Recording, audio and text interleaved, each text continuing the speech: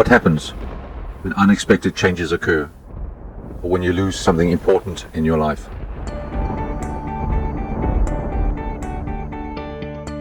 Like losing your job, getting laid off, being made redundant, losing something valuable, something that means a great deal to us. Where do we go? What do we do? In this video, I will show you in basic terms what actually happens, so you can better understand the emotions you might come to feel and better be equipped to deal with the unexpected changes.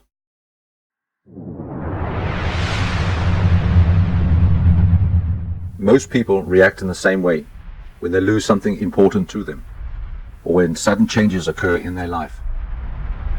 This gives rise to many people having negative feelings, and they spend a lot of time and energy focusing on those negative feelings. They regard it as a personal loss. Their reactions are quite natural and are full of up and down emotions. We call it the emotional roller coaster ride.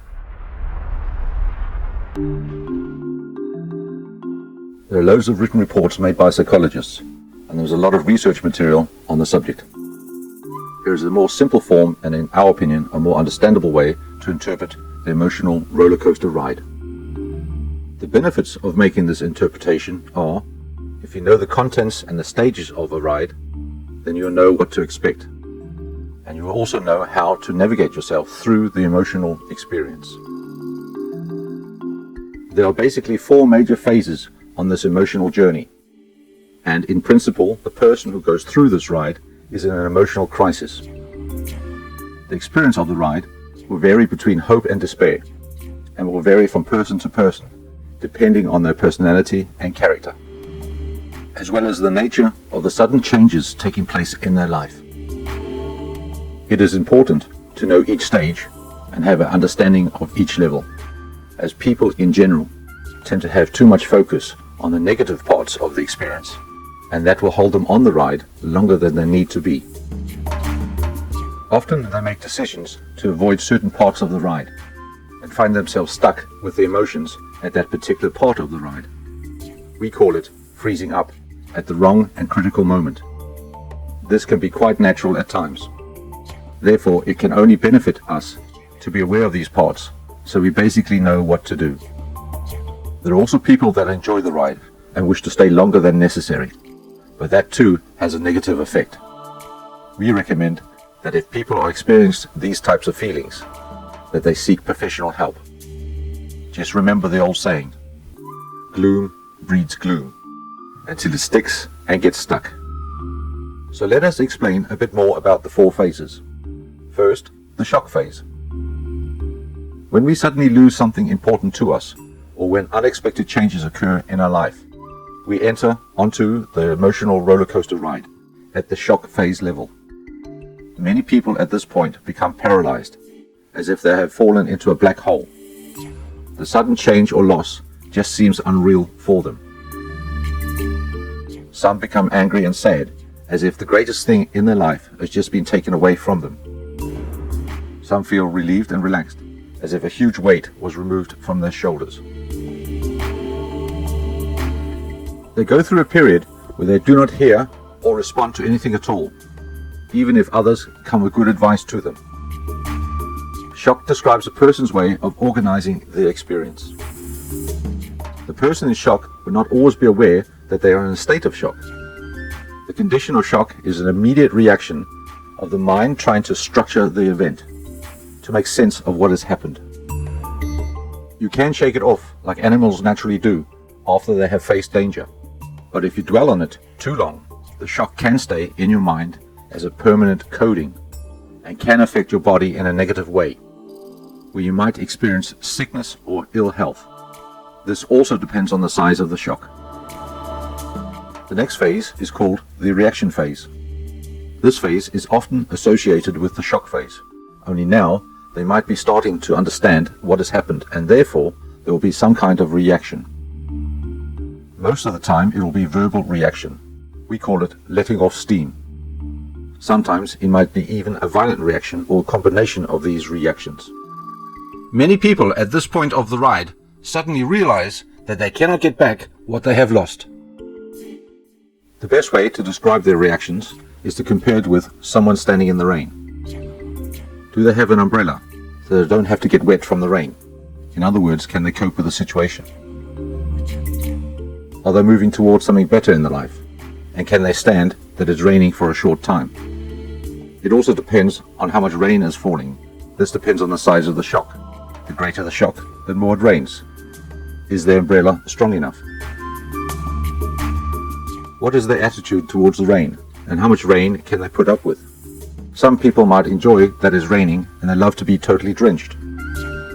Some people might only stand it for a short time. Some people may not even have an umbrella and have to put up with getting wet. And some people cannot bear to get wet at all. There are also a number of emotions they might have to go through. We call it the road through the misty cloud of negative emotions. These are just some of the feelings they might experience. It is all part of the emotional roller coaster ride and can be interpreted as a misty cloud section of the ride, a type of fog bank of which they need to get through.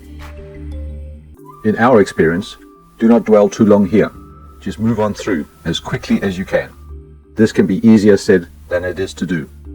The misty cloud feeling can lead to a feeling of being powerless, and they may react in different ways to escape these feelings. Their reactions might even be inappropriate at times. The good news is, the worst part of the ride is over. Just like being on a real roller coaster ride, it was the steepest part of the ride. In many cases, this section of the ride can take time, from a few days, a week, a month, 3 months, or even up to a year or more. This again depends on the intensity of the shock and the person's attitude and character. One thing is for sure, they cannot avoid taking part in this section of the ride, so we recommend that they get some form of support or professional help to get them through this section of the ride.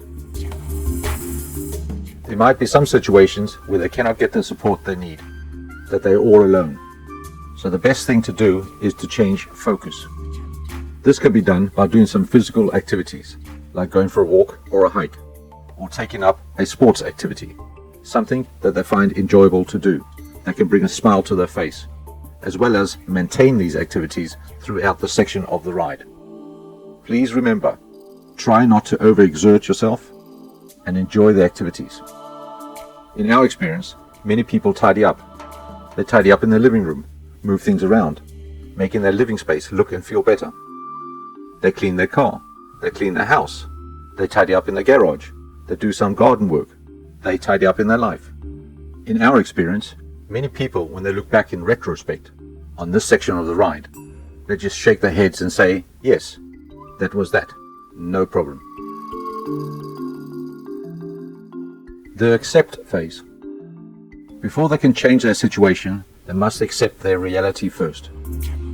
Before they can get on with their life, they must rediscover their belief that they can succeed.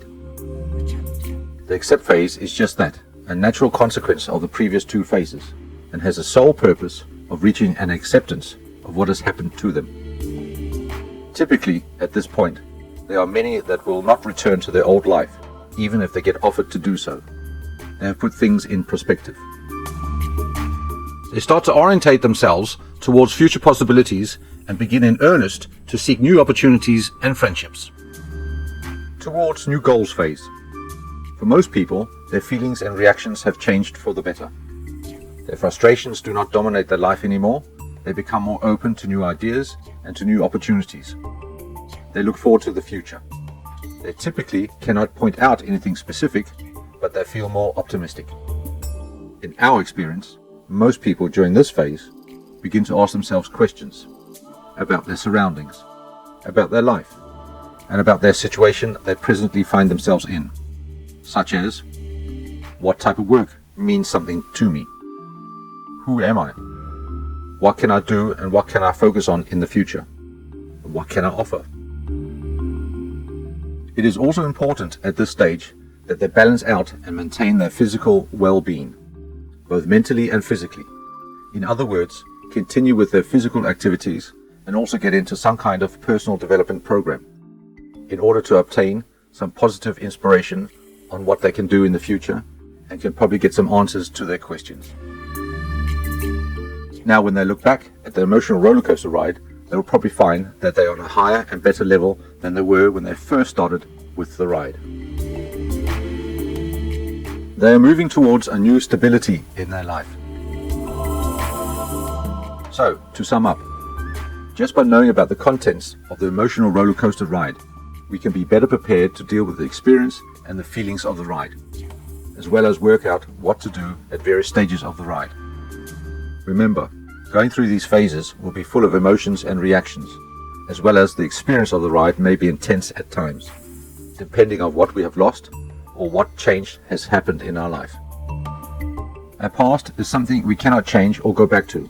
We can only learn from it. We can only react on our present situation to address and plan for our future.